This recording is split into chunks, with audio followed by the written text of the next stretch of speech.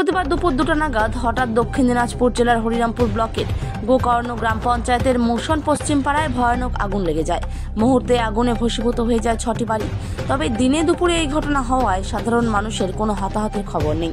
তবে বাড়িগুলোতে থাকা একটি মোটরসাইকেল, ঘরের আসবাবপত্র, অলংকার ও নথিপত্র পুড়ে ছাই হয়ে গেছে। অগ্নিকাণ্ডের ফলে চাঞ্চল্য সৃষ্টি হয় এলাকায়।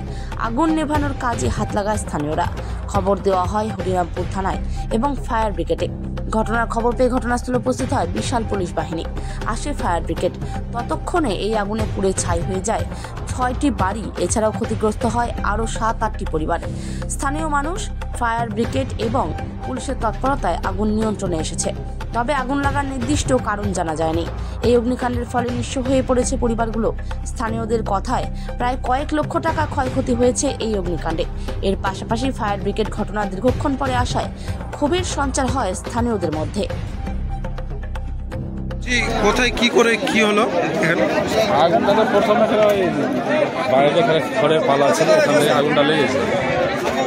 এবার যা কারা যে লাগাইছে আমরা সেটা বলতে পারছি না, কিছু বাজাতে পারিনি। সব তুলে শেষে টাকা নগদ ছিল প্রায় 5 লাখ টাকার মতো।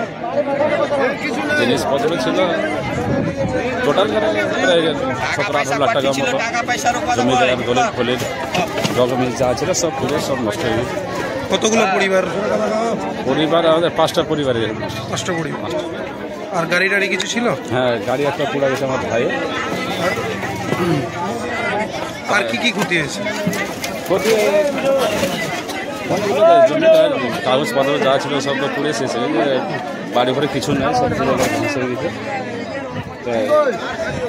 কিছু আমি সরকারের কাছে সাহায্যবাদী হতে চাইছি। ফায়ার ব্রিগেড কি আপনাকে এসে কোনো সাহায্য করেছে? ফায়ার ব্রিগেড আসলে তো শেষ মুহূর্তে, শেষ কিছু ছিল না, সব পুরো শেষ হয়ে গেছে। আগুনটা আনুমানিক কটার দিকে লেগেছিল?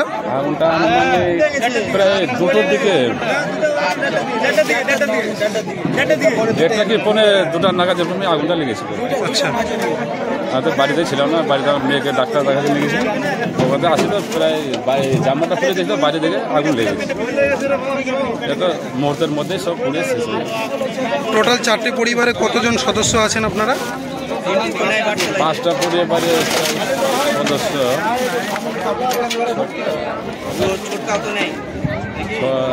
কটা লোক ছিল, লোকগুলো কটা আছে?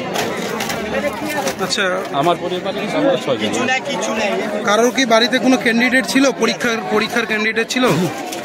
পরীক্ষার ক্যান্ডিডেট ছিল না।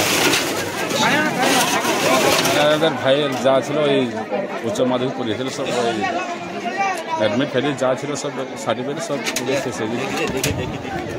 আপনি এখন কি চাইছেন? আমি সরকারের কাছে কিছু সাহায্যের আশাবাদী চাইছি। সরকার আমাকে কিছু সাহায্য করুন। এতগুলো ধ্বংস হয়ে গেল আমার মুহূর্তের মধ্যে। ঠিক আছে, ধন্যবাদ।